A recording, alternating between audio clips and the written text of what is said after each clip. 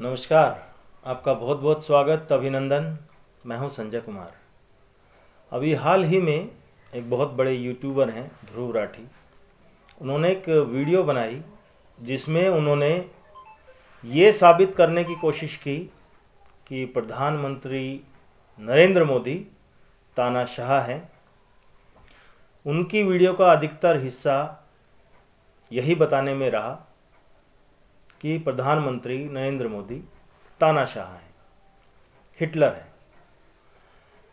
लेकिन अगर हम 10 साल के कार्यकाल को देखते हैं नरेंद्र मोदी के, तो ये सवाल खड़े हो जाते हैं कि क्या वाकई प्रधानमंत्री मोदी तानाशाह हैं या नहीं हैं।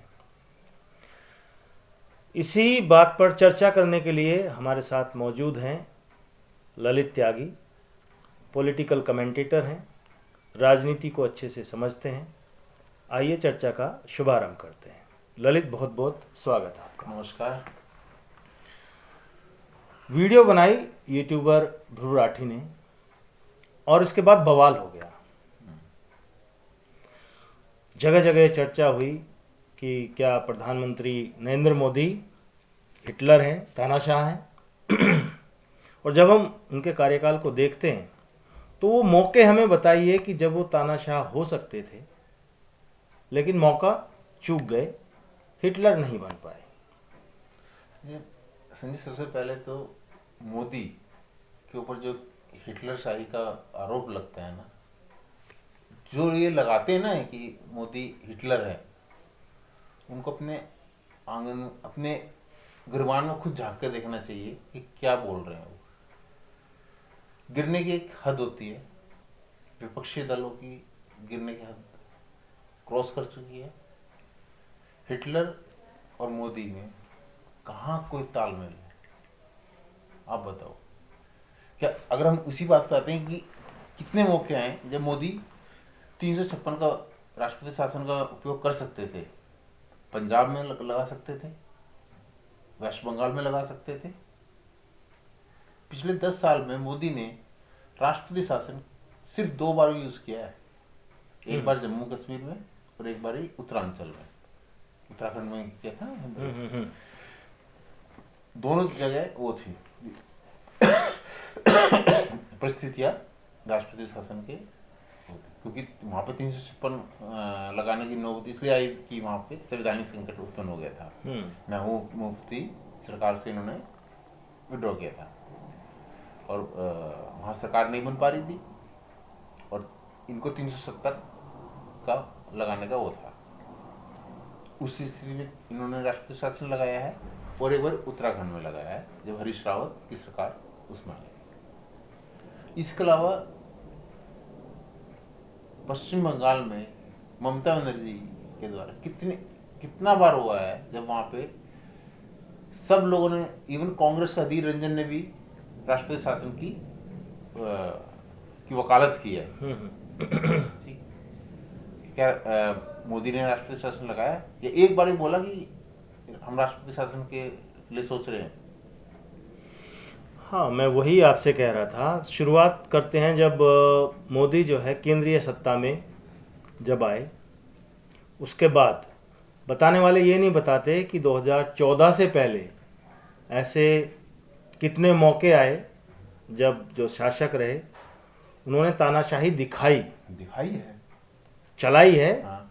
दिखाई नहीं, चलाई है, अपनी चलाई है। इमरजेंसी जो लगाई थी, आपातकाल जो लगाया गया था इंदिरा गांधी के तरफ, क्या था वो? हाँ, वो अपने आप में तानाशाही है और कांग्रेस के माथे पर आज भी वो कलंक है। देश के माथे पर भी वो कलंक है। और उस इमरजेंसी के दौरान क्या क्या किया है इन लोगों ने, वो तो उस वक्त के लोग ज्यादा अच्छा बता सकते हैं ना। हाँ भाई, वो सारे राइट्स ही खत्म हो गए थे। हाँ, राइट्स ही खत्म हो गए थे और उस इमरजेंसी में क्या क्या हुआ है। और मुझे याद एक और आता है जब सरदार पटेल को कांग्रेस समितियां जो है वो प्रेफर कर रही थी प्रधानमंत्री वोटिंग हुई थी कांग्रेस समिति में। हाँ, लेकिन बनाया गया जवाहरलाल नेहरू को, तो क्या ये तानाशाही नहीं थी? लेकिन इसके बारे में कोई बात नहीं करते ना ये लोग। क्या इनको दिखाई देती है तानाशाही क्या- 2014 के बाद ही क्या भारत में। 84 में जो सिखों की हत्या हुई थी वो क्या था? वो क्या था? हाँ, फिर उसका देखिए, उसका भी मतलब पछतावा होने के बजाय उसको कैसे जस्टिफाई किया जस्टिफाई गया। किया गया। बड़ा पेड़ गिरता बड़ा है पेड़ गिरता है तो धरती की। धरती हिलती है। हाँ। और प्रधानमंत्री को तो पता नहीं क्या क्या बोला गया ललित। प्रधानमंत्री मोदी के बारे में उनके पारिवारिक उसमें के लिए क्या क्या शब्दों का इस्तेमाल किया गया है, हाँ, और जिसका मोदी ने आज तक पलट कर जब भी कभी जवाब नहीं दिया है, कभी पलट कर जवाब नहीं दिया है। लोगों के बीच में जरूर उस विषय को लेके गए हैं और लोगों ने उसका जवाब दिया है। जैसे सबसे पहले सोनिया गांधी ने 2007 गुजरात चुनाव में मौत का सौदागर कहा, मौत का सौदागर, नीच। जिसको मोदी ने अपने गुजरात इलेक्शन में पब्लिक के बीच, गुजरात के लोगों के बीच रखा और उन्होंने पलटा जवाब दिया कांग्रेस को। और खासकर जब चुनाव आते हैं ना, तो इन लोगों को या इनके टूल किट को ये ऐसे पर्सनल अटैक करने के लिए या बेसलेस जो आरोप है वो लगाने के लिए बड़ा अच्छा मौका मिलता है। कुछ ठीक सा चल रहा होता है, अचानक मतलब चुनाव के टाइम इनके कुछ नेता आते हैं और ऐसा कुछ बोलते हैं, कुछ ना कुछ हाँ, व्यक्तिगत आपक करते हैं, आक्षेप लगाते हैं। एक और इवन मोदी की व्यक्तिगत जो लाइफ है, उनकी पारिवारिक लाइफ है, उनकी जो धर्मपत्नी है उनकी, उसके बारे में भी इन लोगों ने काफी कुछ बोला है। रणछोड़ दास। देखिए, एक बात मैं आपसे ये जानना चाह रहा हूँ, वो मौके हमें बताइए आप जब मोदी वाकई तानाशाह हो सकते थे, जब उनको अपनी तानाशाही दिखानी चाहिए थी, लेकिन तब वो ये हिटलर जो तानाशाही है, नहीं, उनको एक थोड़े कड़े फैसले लेने चाहिए थे। मैं उसको तानाशाही नहीं कहूँगा, क्योंकि कोई भी शासक होता है उसको कुछ कड़े फैसले लेने पड़ते हैं और लेने चाहिए, मगर वहां भी मोदी ने कड़े फैसले नहीं लिए। नहीं, मुझे ये बात नहीं समझ में आती ना ललित, कि भाई आप तानाशाह किसी को बोलते हैं, यही चीज जो आप मोदी के बारे में बोलते हैं, किसी ऐसे देश में जहाँ तानाशाही है, हाँ, वहां के तानाशाह के बारे में बोल के देखिए, कोई बोल के देखिए। पाकिस्तान की टांगे कांप जाती है आज भी, जब ये चाइना के उइगर मुसलमानों की बात आती है तो कोई बोल के राजी नहीं है। क्या जो विश्व में तानाशाह हुए हैं उनके अगेंस्ट आज तक कोई इतना बोल पाया है? जिन शिप जो वो हैं शिपिंग है उनके, उसमें बोल के देखे कोई कि के अगेंस्ट बोल के देखे चाइना में कोई? हाँ, और चौकीदार चोर है, आप सोचिए। हाँ, चौकीदार, जब मोदी ने अपने आप को चौकीदार, देश का चौकीदार बोला, तो इन्होंने क्या निकाला? चौकीदार चोर है। चौकीदार चोर है। तो किसी तानाशाही देश में, ऐसे तानाशाही शासक के उसमें आप बोल सकते हैं ऐसा? फिर कैसी तानाशाही? जबकि राहुल गांधी ने माफी मांगी है इसमें, चौकीदार चोर कोर्ट में। हाँ, माफी तो इन्होंने और अपना ऐसा बना लिया। माफी वीर कहते हैं, मैं माफी वीर नहीं हूँ। राहुल गांधी माफी वीर नहीं है, और जब कोर्ट में लिखित माफी मांगते हैं। केजरीवाल तो जिस दिन से आए हैं राजनीति में, वो तो उनकी तो बात वो तो गाली ही दे रहे हैं दिन रात एक तरह से मोदी को। हम्म। तानाशाह अगर होते, उंगली कर करके, उंगली दिखा दिखा के, हाँ, याद है वो कोई जिसमें? मौका छोड़ते नहीं। हाँ, उंगली दिखा दिखा के। उन्होंने तो विधानसभा को भी एक इस तरह का हथियार बनाया कीचड़ उछालने के लिए। विधानसभा तो उनकी चलती रहती है, जब मर्जी उसको बुला लेते हैं, क्योंकि गवर्नर से एक बार उसका सदन का वो कराते हैं, उसका पूरे 365 दिन चलती है उनकी विधानसभा। हाँ, और किस तरह से कानून का मजाक बना कर रखा हुआ केजरीवाल ने। आप शुरू करिए शाहीन बाग से। हाँ, अब शाहीन बाग में मोदी के खिलाफ क्या क्या नहीं बोला गया है ना, तो तानाशाह चुप रहे वहां पर। दिल्ली के बॉर्डर बंद किया गया, दिल्ली के लोगों को प्रॉब्लम हुई। अरे बहुत अस्वस्थ हो गई लाइफ एकदम। लोगों की डिमांड थी कि इनको हटाया जाए यहाँ से। मोदी ने वहां क्या किया? नहीं, बैठे रहे वो, कई महीने बैठे रहे ठंड में, नहीं कुछ हुआ। वो मोदी ने कुछ हाथ लगाया, तानाशाह होता 2 मिनट में इनके निकाल के बाहर कर देता। हाँ, वाटर कैनन का ऑर्डर करना है तानाशाह का, तो क्या करना है वाटर कैनन। उसी शाहीन बाग में देश विरोधी नारे लगे। चिकन नेक की हाँ, वो चिकन आया। नेक कटने की बात हुई उस बात वक्त हुई। मंचों पे। हाँ, क्या जब जहां जिस आंदोलन में राष्ट्र विरोधी बातें हो रही हैं, तो क्या एक नॉर्मल आदमी भी उसको वो कर सकता है? मगर ये तो तानाशाह कहते, तानाशाह तो होते तो मोदी तो फिर क्या कर दे सकते थे? मैं वही कह रहा हूँ, कोई भी भारतीय ये उसके मन पे मतलब ऐसा घाव है, ऐसा अटैक है किसी के उस पर कि वो कैसे सुन लेगा कोई भी हाँ। भारत से प्रेम करने वाला इंसान, कोई भी भारतीय, कि उसके भारत के हिस्से को काटने की बात की जा रही हो, तो है ना। ठीक है। फिर और उसके उसके बाद किसान आंदोलन हुआ। किसान आंदोलन में दिल्ली के चारों तरफ बॉर्डर बंद कर दिए गए। लगभग एक काफी लंबे वक्त तक दिल्ली बंधक बनी रही। फिर भी मोदी ने क्या किया? कुछ नहीं किया। कुछ। 26 जनवरी को क्या हुआ? 26 जनवरी को जो उत्पात मचा, जो लाल किला पे, उपद्रव हुआ, पुलिस वालों पर आक्रमण हुआ, लाल किले पे लाल किले पे झंडा जिस उतार के जो किया गया, हम्म, क्या एक तानाशाही सब बर्दाश्त कर लेता? पुलिस ने उस दिन डंडे का भी इस्तेमाल नहीं किया, जबकि अगर देखा जाए इस स्थिति में गोली चलाना भी कोई बड़ी बात नहीं थी। अरे इस देश में तो गोली तब भी चली है जब साधु बैठ गए अपनी जायज हाँ। मांग को लेकर के। हाँ। इस देश में तो गोली जब चली है जब अपने रामलला के लिए लोग मंदिर के लिए गए थे वहां पे, मांग रहे थे वहां पर, और वहां जिसको जस्टिफाई किया मुलायम सिंह ने कि और इससे ज्यादा क्या कर सकता था। क्या कर सकता था। तो वो तानाशाही इनको दिखाई नहीं देती विपक्षियों को, और ये टूल किट का जो हिस्सा है। वो तानाशाह नहीं थे लोग जिन्होंने गोलियां चलवाई हैं, वो लोकतंत्र के पुजारी हैं। और किसान आंदोलन की आप बात कर रहे हैं, मुझे वो भी याद आता है जब वो गीत गुनगुनाए जा रहे थे, हम्म। हाय हाय मोदी मर मर जा जा तू। तू।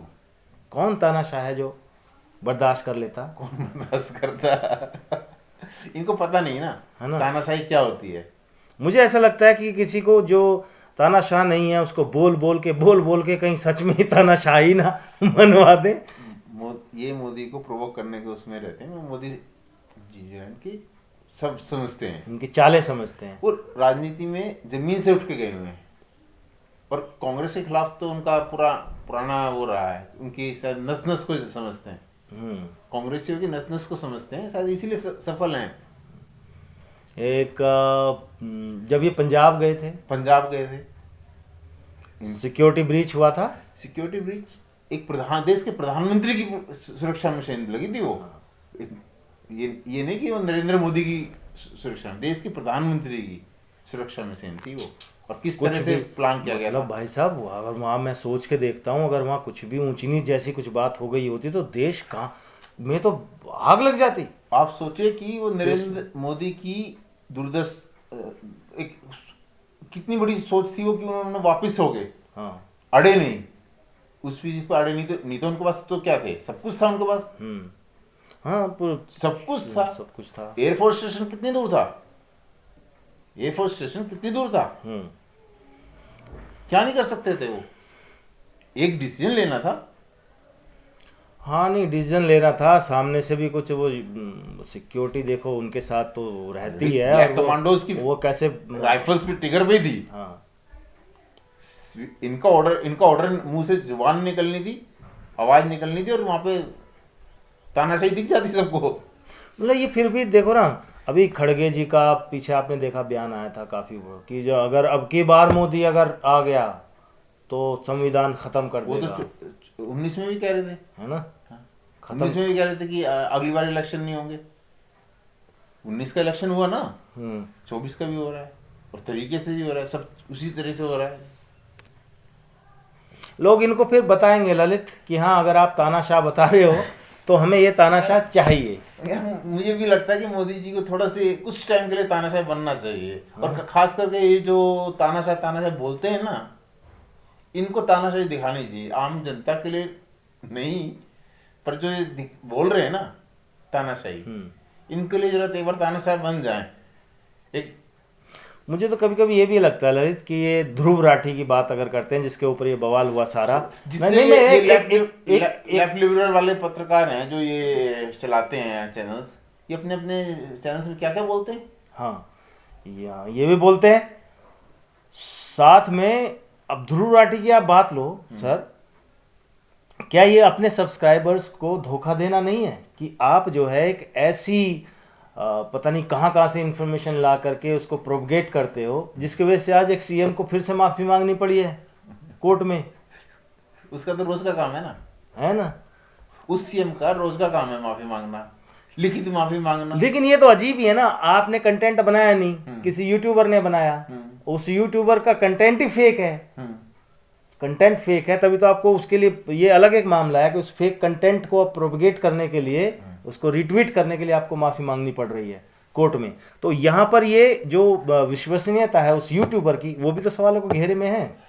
ये तो जितने भी हैं, जो ध्रुव राठी इंडिया में बैठ के इंडिया के लिए वीडियो, इंडिया की राजनीति के ऊपर वीडियो बनाता है, वो यहाँ से कितनी दूर बैठा है। हाँ। उसे यहाँ की राजनीति का नहीं पता, भारत का नहीं पता, भारतीयता का नहीं पता, ना यहाँ का खाना है, ना पीना है, ना रहना है, ना आप किसी भी एक तरह से आप यूट्यूबर हो, वीडियो बना रहे हो, तो यानी आपको वहाँ की स्थितियों का ज्ञान होना चाहिए ना। आप वहाँ बैठे हो, जर्मन में बैठे हो, यहाँ की क्या राजनीति का क्या पता, यहाँ पे ग्राउंड पे क्या राजनीति हो रही है। लेकिन अपनी जो सोच है, अपना जो प्रोपेगेंडा है, ये तो यहाँ की पब्लिक के दिमाग में घुसाते हैं ना। ये पेड़ है ना, पेड़ है वो, फेक होते हुए भी। तो ये अपने सब्सक्राइबर के साथ भी हमें लगता है धोखा ही है। वो तो उन सब्सक्राइबर को सोचना चाहिए ना, तो उनको इमीडिएटली उनको अनफॉलो करके उसको दिखा देना चाहिए। बिल्कुल सही बात है। चलिए, बहुत अच्छा लगा इस विषय पे बात करते हुए आपसे। फिर किसी और मुद्दे पर बात करेंगे आपसे। बहुत बहुत धन्यवाद, थैंक यू। तो ये थे हमारे साथ ललित त्यागी। फिर किसी और मुद्दे पर आपके साथ फिर हाजिर होंगे। इस तानाशाही वाले मुद्दे पर आपका क्या सोचना है हमें कमेंट बॉक्स में आप ज़रूर बताइए। फिर जल्द मिलते हैं। जय हिंद, वंदे मातरम।